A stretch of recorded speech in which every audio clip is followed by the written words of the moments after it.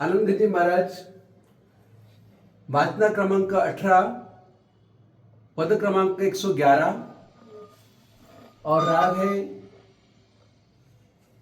चांदी जैसा रंग तेरा, अथवा जो उत्तर प्रदेश की लय का बोलते हैं, पान चबा के बोलते हो, उस तरह उनका एक अलग तरह का लेखा है, वो इसमें अपने को सुनने को मिलेगा। नाव में नदियां डूबी जाए, मुझ मन अचरज थाय।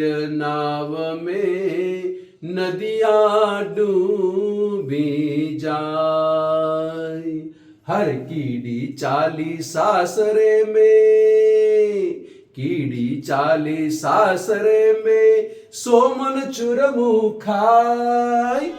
हाथी धरियो गोद में, उंट लपेट्यो जाय।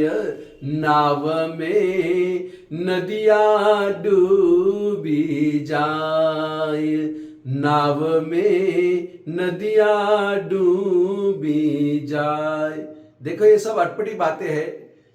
नदी में नाव तो डूब सकती है, लेकिन यहाँ सब आनंद जी महाराज बहुत अटपटी बात करके नाव में नदी डूब जाती, एक ऐसी बात है, ये तो उल्टी बात हो गई। तो इसलिए कहा जाता है कि ऐसे अटपटी भाषा के पद को हरियाली की सज्जाएं कहते हैं, जिनमें बहुत ही गहरा अध्यात्म वाला अर्थ निकलता है। तो यहाँ भी आनंद जी महाराज ये पद द्वारा हमको क्या समझाने, वो आखिर में अर्थ लिया जाएगा। यहाँ पहले पूरा जो गाने की जो टेक्निक है वो बता देते। दूसरी गाथा, हर एक अचंबो ऐसो दीठो, दीठो रे भाई दीठो, एक अचंबो ऐसो दीठो, मछली चावे पान। अरे उंट बजावे बंसरी ने, मेंढक जोड़े तान। नाव में नदियां डूबी जाय, मुझ मन अचरज थाय। नाव में नदियां डूबी जाय। कच्चा इंडा बोलता, बच्चा बोले ना, कच्चा इंडा बोलता, बच्चा बोले ना। अरे षट दर्शन में संशय पड़ियो, सहज मुक्ति मिल जाए। नाव में नदियां डूबी जाए। अरे एक अचंबो ऐसो दीठो, दीठो रे भाई दीठो, एक अचंबो ऐसो दीठो, मर्दो रोटी खाए। अरे मुख से बोले नहीं ने, डग डग हंस तो जाए। नाव में नदियां डूबी जाए। अपने को लगेगा कि ऐसे अटपटी बातें हैं, ऐसे आश्चर्य भरी बातें हैं, आनंद जी महाराज ऐसे क्यों कह रहे हैं, लेकिन उसका अर्थ भी आखिर में दिया जाएगा कि क्या मर्दा रोटी खा सकता है? एक तो शव है, वो तो हिलेगा भी नहीं, और फिर मुख से बोले नहीं और डग डग हंसता, कैसे कैसे होगा ये? लेकिन आखिर में अर्थ बोला जाएगा। पांचवी गाथा, बेटी बोले बाप ने, विन जायो वरलाई। बेटी बोले बाप ने, विन जायो वरलाई। बेटी बाप को कहती है कि जिसका जन्म हुआ नहीं, ऐसे पति, ऐसे व्यक्ति के साथ मुझे शादी करनी है, ऐसे वर को मेरे पास लाके लेके आओ। अरे बिन जायो वर ना मिले तो, मुझसु फेरा लगाए।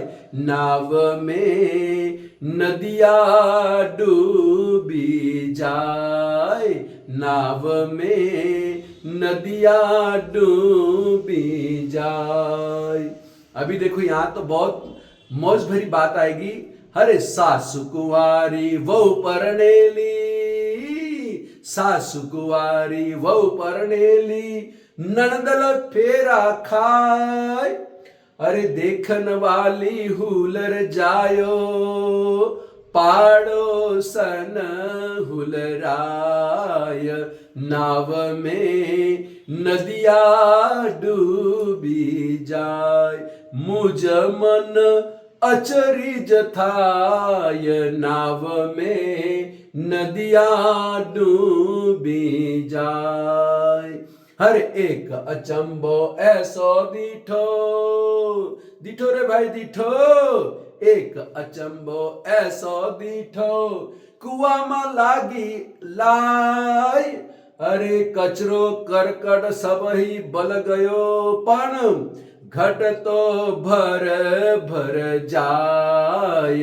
नाव में नदिया डूबी जाय मुझ मन अचरिज थाय। नाव में नदिया डूबी जाय।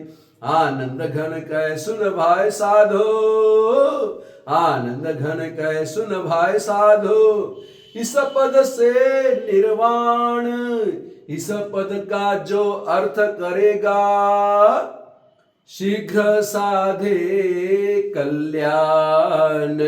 नाव में नदिया डूबी जाय मुझ मन अचरिज थाय। नाव में नदिया डूबी जाय। नाव में नदिया डूबी जाय।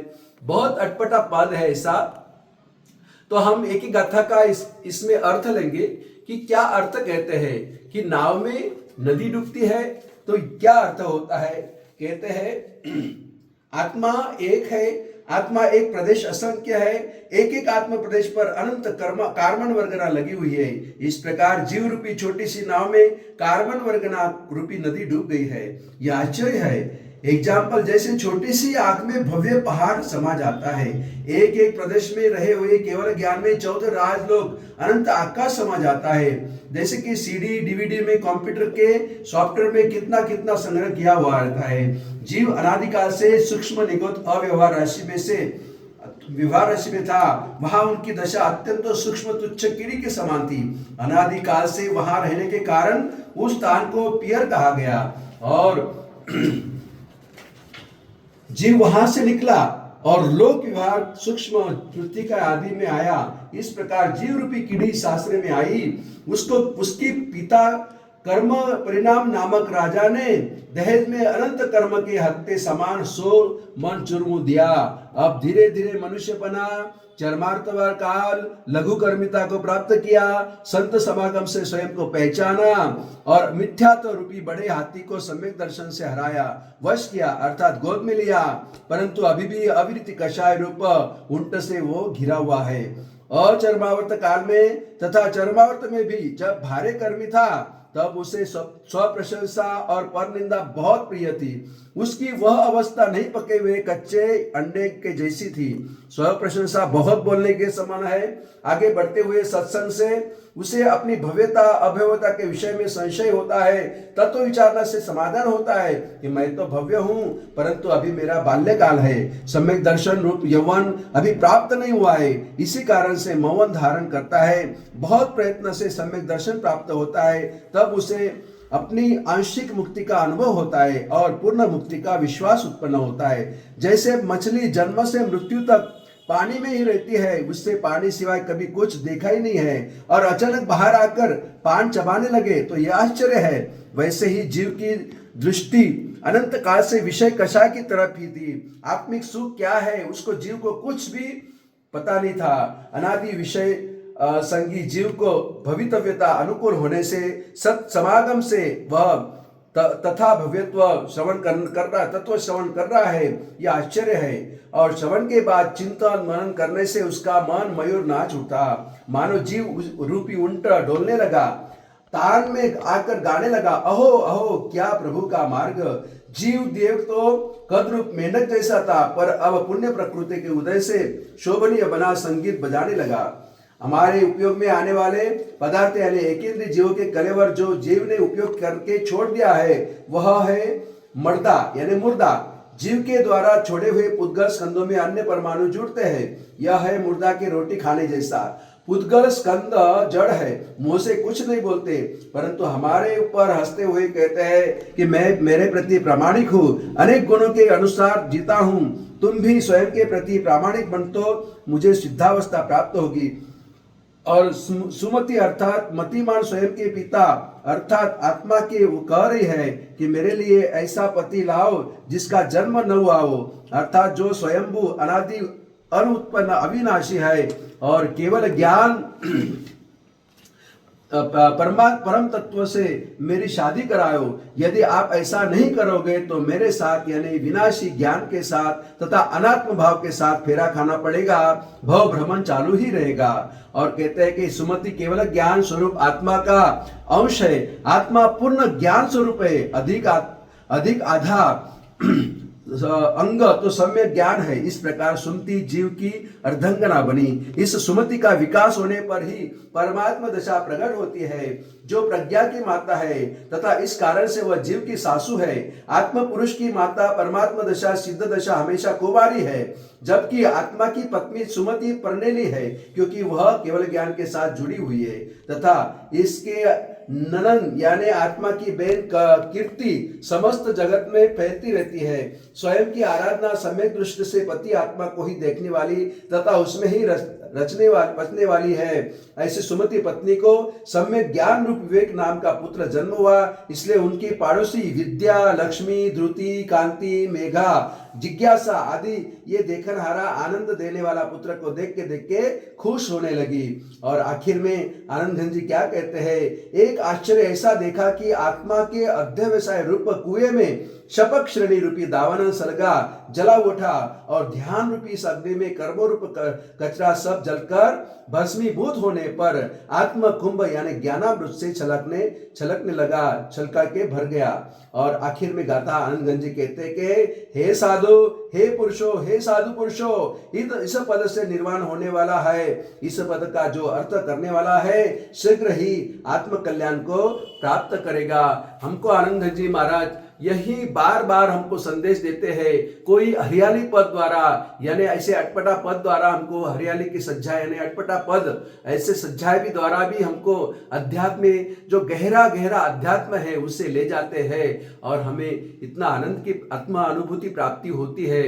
उसका वर्णन आनंद गंज जी महाराज का खुद कैसा हुआ होगा वो आप विचार करो। 400 साल पहले आनंद गंज जी महाराज ने इतने अच्छा अद्भुत पदों की रचना किया।